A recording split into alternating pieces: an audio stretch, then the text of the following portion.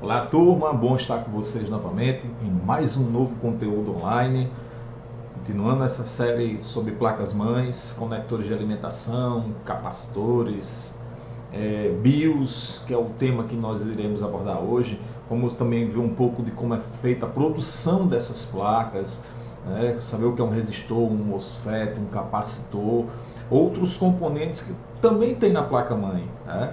Mas antes eu quero que vocês peguem um livro de vocês de hardware, abra na página 42 e leiam até a página 48. Então faça esse estudo dirigido desse material, ok?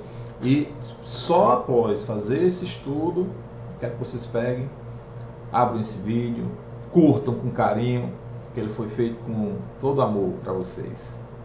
É nóis! Vocês estão acostumados a ver a placa com todos os componentes. Então, até então, eu vou mostrando a vocês slots, barramentos, socket, componentes on-boards.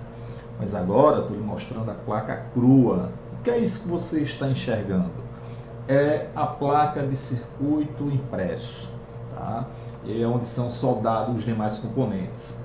E, embora você consiga perceber apenas duas faces, ele é composto, essa placa, de um total de 4 a 10 placas. Ele dá umas 8 a 20 faces. Cada uma dessas placas possui partes de trilhas, tá? Trilhas são isso aqui, ó, que você está enxergando, tem por baixo, e elas são unidas através de pontos de soldas estrategicamente posicionados. Ou seja, embora depois de unidas, elas aparentemente parece ser uma única placa.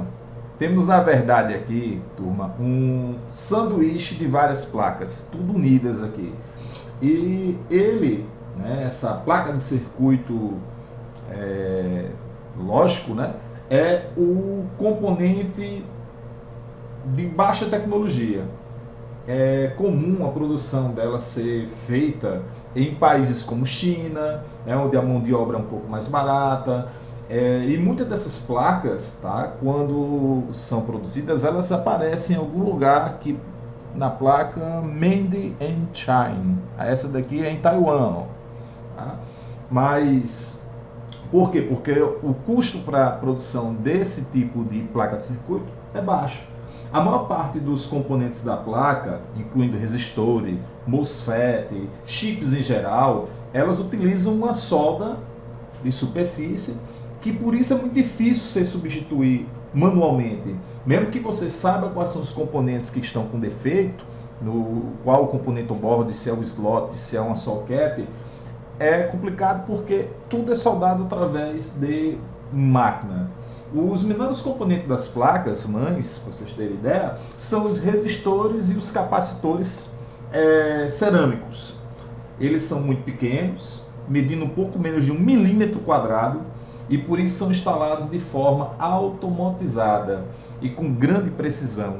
Tá? As máquinas que fazem isso utilizam um conjunto de braços mecânicos e, por causa da velocidade, fazem um barulho muito similar a de uma metralhadora, a munição, os componentes. E também é fornecida na forma de rolos, onde os componentes são pré-posicionados entre duas folhas plásticas. Então o que você está enxergando aqui? As máquinas que fazem os encaixes dos componentes na placa-mãe. Então aqui são rolos com resistores e alguns componentes. Depois que todos os componentes são encaixados, a placa passa por uma câmara de vapor, tá, que faz com que os pontos de solda derretam e os componentes sejam fixados todos de uma vez. E aí começa você a ter um visual parecido com esse que vocês estão enxergando. Mas, professor, eu estou enxergando o que aqui? Porque, bom, traduza para a gente o que é que eu estou conseguindo enxergar aqui. Vocês podem diferenciar os resistores e os capacitores que aparecem aqui nessa foto, tá? Da seguinte forma: os resistores são esses mais escurinhos quando apontando o mouse, tá? Eles possuem números, enquanto os capacitores são de uma cor um pouco mais clara. Então você vai ver que o capacitor ele é um pouquinho mais claro. Esses pequenos capacitores, eles são sólidos e são compostos por um tipo de cerâmica. Eles são muito diferentes dos capacitores eletrolitos, que eu vou mostrar um pouco mais à frente, e possuem uma baixa capacitância. Outros componentes, como slot, capacitores e a maior parte dos conectores, eles utilizam o sistema tradicional, onde os contatos são encaixados em perfurações feitas na placa e feita na parte inferior. Então, como é que funciona? Aqueles slot, barramento que vocês estudaram, são encaixados manualmente. Então, na maioria dos casos, eles são instalados por operários em fábricas, na boa parte da Ásia, como eu comentei a vocês, onde a mão de obra é mais barata. E no final da produção, a placa passa por mais uma máquina de solda que fixa todos os componentes com os contatos na parte inferior de uma só vez. Então, os componentes pequenos são feitos nas máquinas, né? Os componentes maiores são encaixados pelos operários, como vocês estão enxergando, e depois passa por uma máquina novamente de fixação. Esse é o processo. Outro componente bem interessante nessa linha de montagem e que vale um destaque é o regulador de tensão, cujo componente mais importante são os MOSFETs. Aqui vocês têm um conjunto com 3 MOSFETs e uma bobina. Tá? Eles são facilmente reconhecidos pelo tamanho, né, que são avantajados. E qual a utilidade de eu saber disso? O seguinte, gente, uma fonte de alimentação, ATX, elas fornecem as tensões de 12 volts, 5 e 3 volts. Então, sendo que a maioria dos componentes de um computador, eles utilizam tensões baixas. Então, como por exemplo, um processador. O processador ele tem uma tensão aí por volta de 1.1 a 1.25 volts. Tá? Os módulos de memória, por exemplo, 1.5 volts, uma DDR3, uma DDR2, 1.8 volts.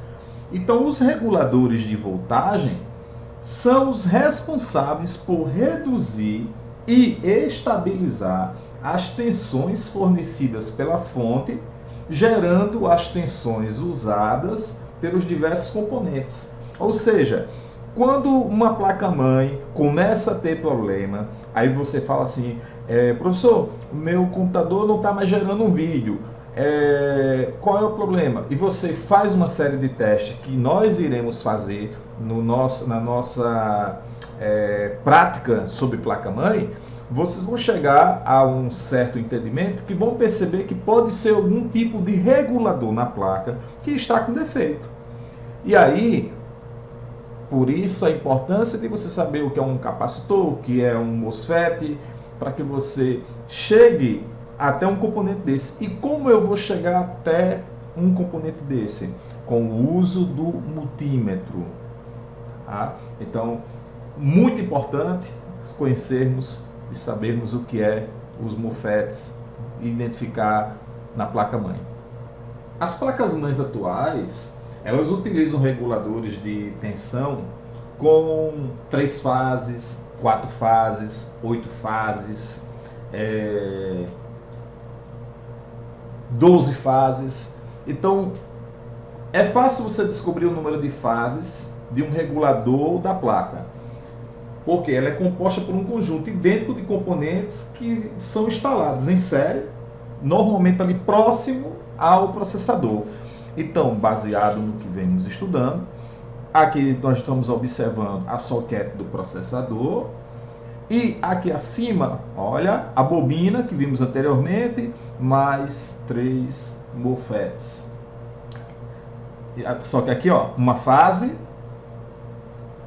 eu tenho mais uma bobina com mais 3 MOSFETs, outra fase, outra bobina com mais 3 MOSFETs, outra fase.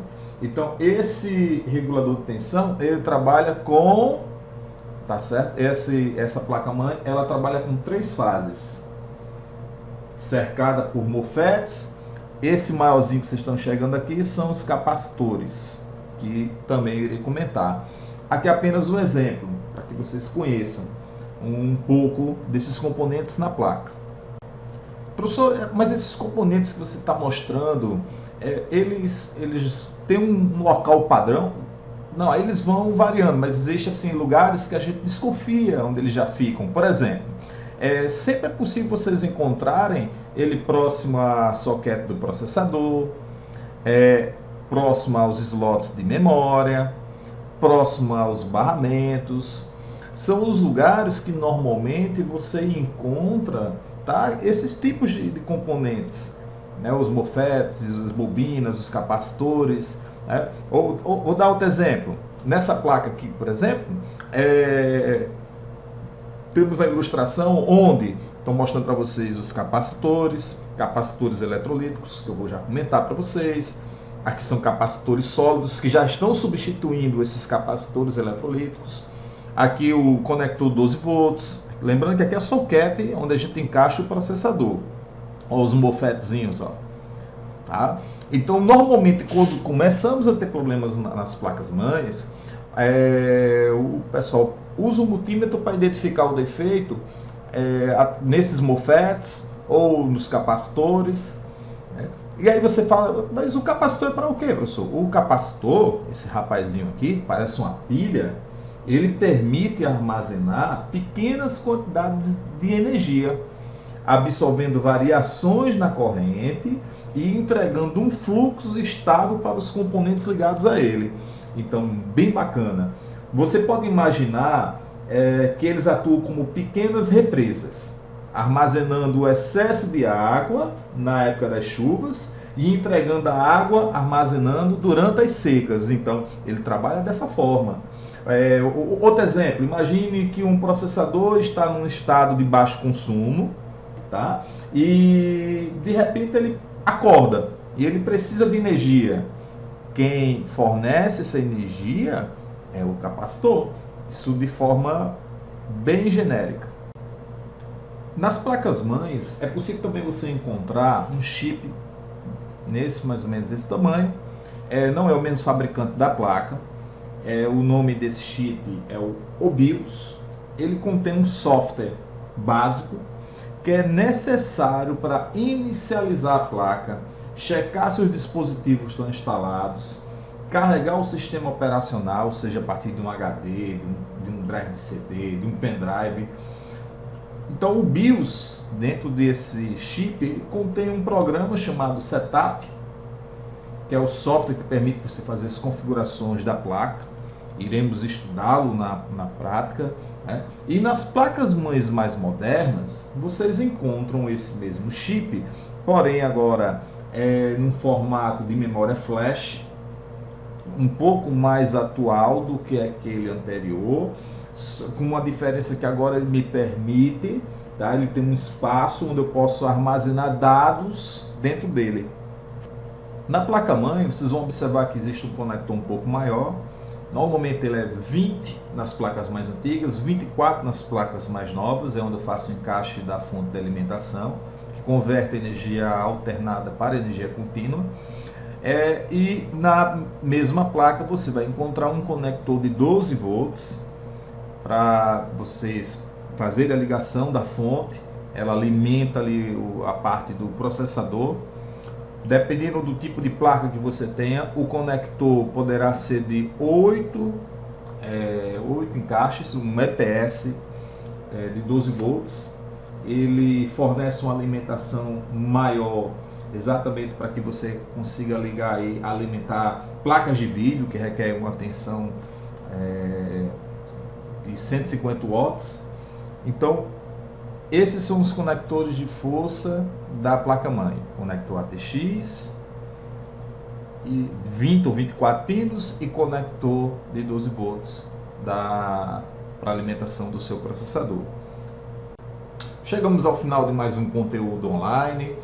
Espero que vocês tenham gostado de ter conhecido um pouco dos circuitos da placa. No nosso próximo conteúdo iremos trabalhar boot, post, CMOS, setup. Esses itens estão compostos dentro da BIOS. Então nós vamos discutir sobre eles, ainda sobre placa-mãe. É um assunto complexo, muito importante na área de vocês. Então eu espero que vocês continuem acompanhando, conto com vocês. Não deixem de estar lendo o material, de estar assistindo nossos conteúdos online. Vocês são tops. Se mantenham firmes e fortes no estudo. Bom, tem uma missão para vocês.